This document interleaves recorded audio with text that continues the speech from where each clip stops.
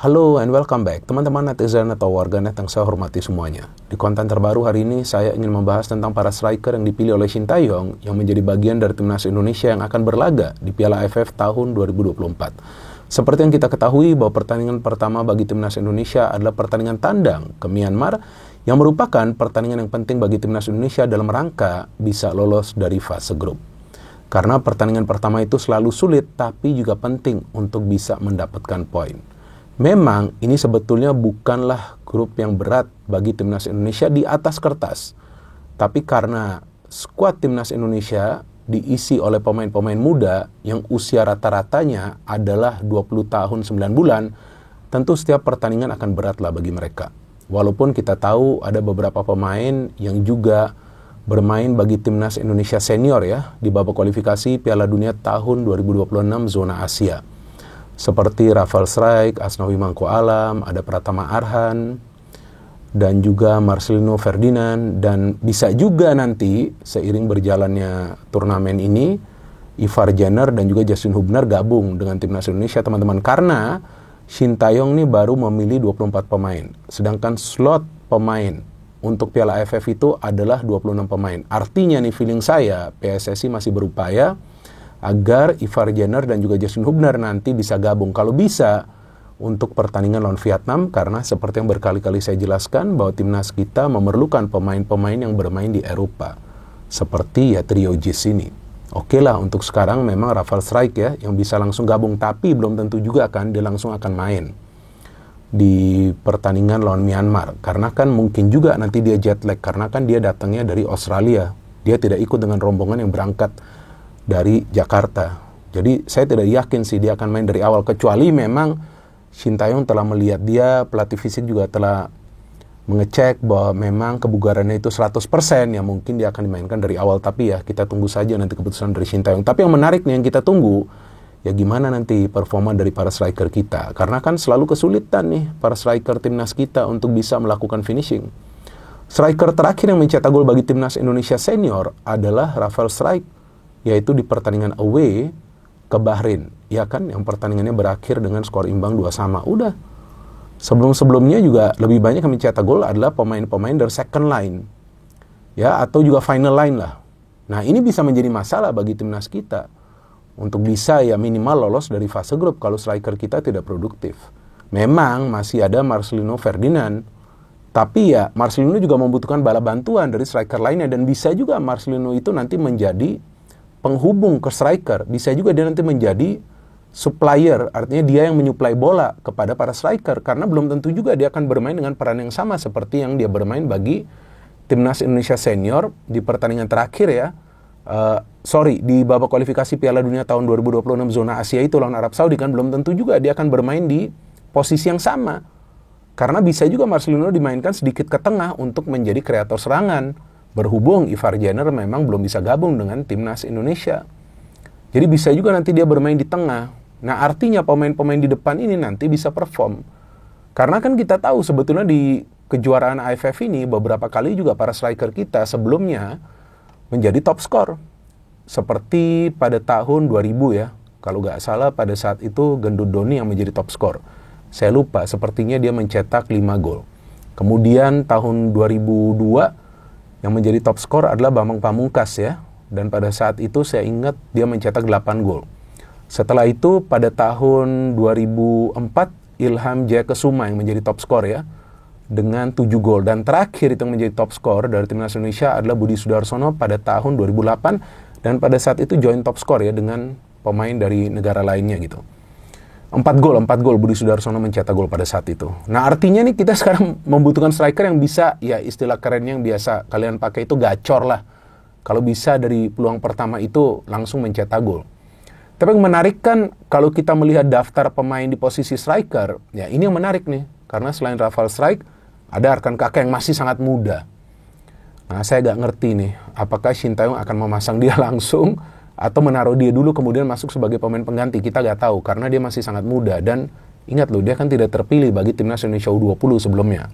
Oke lah, mungkin Shin Tae-yong ingin memberikan dia kesempatan, ingin melihat pemain ini seperti apa. Karena ya Arkan Kakak ini walaupun performanya menurun ya di timnas U20 sebelumnya dan akhirnya tergantikan oleh Jens Schreven yang memang terlihat performanya jauh lebih baik meskipun tidak dipanggil oleh Sintayong Jens Schreven, tapi ya udah, mungkin memang Jens diminta untuk fokus saja di timnas U20 dulu. Jadi saya pikir gak perlulah kita diskusi tentang hal itu.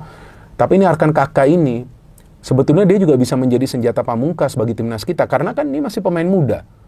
Tentu belum banyak yang paham juga gaya permainannya. Nah, jika dia dimainkan dari awal, yang penting ini dia harus bisa melakukan finishing. Selain juga finishing, dia harus bisa memahami konsep permainan dari Sintayong. Karena ini kan pertama kali dia akan bermain di timnas Indonesia yang dilatih oleh Sintayong. Karena Sintayong itu yang saya perhatikan teman-teman, menginginkan striker yang bukan saja bisa melakukan konversi dari peluang yang dia dapat, tapi juga melakukan pressing. Nah, ini yang berat kan. Selain juga melakukan pressing, ikut terlibat dalam proses membangun serangan. Selain juga ikut terlibat dalam proses membangun serangan, harus juga bisa menjadi pemantul bola. Nah, ini tentu tugas yang tidak mudah bagi seorang striker karena sistemnya memang seperti itu. Jadi setiap pelatih kan punya sistem yang berbeda. Nah, sistem dari Sintayong itu meminta striker pun melakukan pressing dulu kepada para pemain tim lawan, menjemput bola ke tengah, ikut terlibat dalam proses melakukan serangan, dan jika mendapatkan peluang, harus bisa melakukan finishing. Maka itu untuk sementara ini memang Sintayong lebih memilih Rafael Struijk karena ya menurut dia Rafael Struijk bisa melakukan pekerjaannya dengan baik, artinya tugasnya bisa dijalankan dengan baik gitu. Artinya untuk melakukan pressing, walaupun ya dari segi conversion rate-nya tidak begitu baik kan. Bahkan dalam beberapa pertandingan juga dia mendapatkan peluang tapi gagal mencetak gol. Tapi dilihat juga etos kerja kerasnya. Nah, Arkan Kakak nih kalau nanti seandainya dipilih harus juga melakukan hal yang serupa yang sebetulnya tidak mudah. Tapi saya harapkan dengan kesempatan yang didapat sekarang ya ayo termotivasi. Sebetulnya kan ada Ramadan Sananta juga di Persis Solo ya. Kenapa gak dipanggil? Kalau feeling saya karena memang Ramadan dibutuhkan oleh klubnya. Persis Solo yang kita tahulah coba untuk keluar kan dari zona merah. Nah jadi gak mungkin kayaknya Ramadan ini akan dilepas oleh Persis Solo. Jadi tetaplah dia akan ditahan. Tapi Arkan Kakak jika nanti diberikan kesempatan untuk bermain harus bisa perform. Selain Arkan Kakak ada juga nih Ronaldo Kuate. Ini kan sudah main di luar negeri ya. Nah kita juga sudah lama tidak melihat permainannya. Tapi Ronaldo Kuate ini walaupun ya banyak dribbling, ya tapi sebetulnya skillnya ini tinggi loh. Artinya sebagai striker yang skillnya tinggi ini seharusnya cara dia melakukan finishing ini harus bagus. Apalagi Ronaldo Kuate punya speed. Nah itu juga yang diinginkan oleh Sintayong, striker yang punya kecepatan. Dan kalau kita ikuti rekam jejak dari Sintayong memanggil striker, sudah belasan striker loh dia panggil. Bahkan beberapa diantaranya sudah tidak dipanggil lagi ke timnas Indonesia karena dia mencari sosok striker yang betul-betul ideal. Ya Rafael Struijk sekarang ini dipasang karena sepertinya gak ada pilihan lain. Tapi kalau nanti ada pilihan lain, belum tentu juga Rafael Struijk akan terus bisa bermain sebagai starter ya. Memang seperti itu Sintayong. Jadi nah ini ada Ronaldo Kuate juga. Ini kan pemain yang skillful. Tapi selain juga skillful, dia harus paham bahwa tugas seorang striker itu seperti yang tadi saya katakan. Selain juga terlibat dalam proses serangan, coba untuk memantulkan bola, coba untuk melakukan pressing. Nah saya melihat dari cara pressingnya, terakhir saya melihat Ronaldo bermain ini belum sesuai ekspektasi lah. Artinya sering juga kehilangan bola, belum bisa melakukan pressing. Nah, saya harapkan dengan mengikuti pemusatan latihan kan selama beberapa hari ya dia bisa lagi memahami pentingnya itu pressing.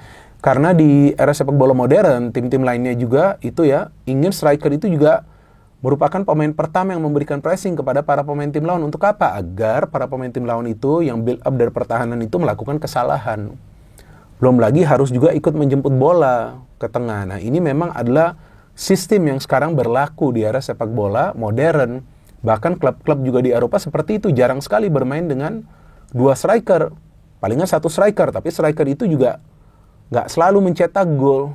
Maka itu kan mulai minim lah yang namanya pemain bernomor punggung 9. Ya kalau kita lihat di Manchester City ada Erling Haaland ya udah. Tapi kan di Liverpool sebetulnya gak ada striker murni. Yang mencetak gol kebanyakan adalah Salah. Di Arsenal juga sebetulnya nggak ada striker murni. Ya, banyak klub yang sebetulnya tidak bermain dengan striker murni atau hanya bermain dengan satu striker murni, tapi belum tentu juga striker murni tersebut bisa mencetak banyak gol. Jadi ini juga dilema lah bagi timnas kita. Artinya Ronaldo Kuate jika nanti diberikan kesempatan, dia harus bisa memanfaatkan kesempatan tersebut. Karena sekarang ini kan mereka membela timnas Indonesia senior. Ini kesempatan yang langka bagi mereka. Dan mungkin teman-teman akan mengatakan, ya Bung, ini kan usianya masih muda-muda. Ya, artinya teman-teman juga harus kembali melihat sejarah dari timnas kita. Pada saat ada pemain kita yang menjadi top skor dari Piala AFF seperti Gendu Doni, kalau nggak salah pada saat itu usianya masih 21 tahun.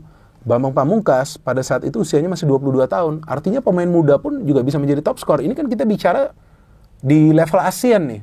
bukan di level Asia, apalagi kualifikasi Piala Dunia.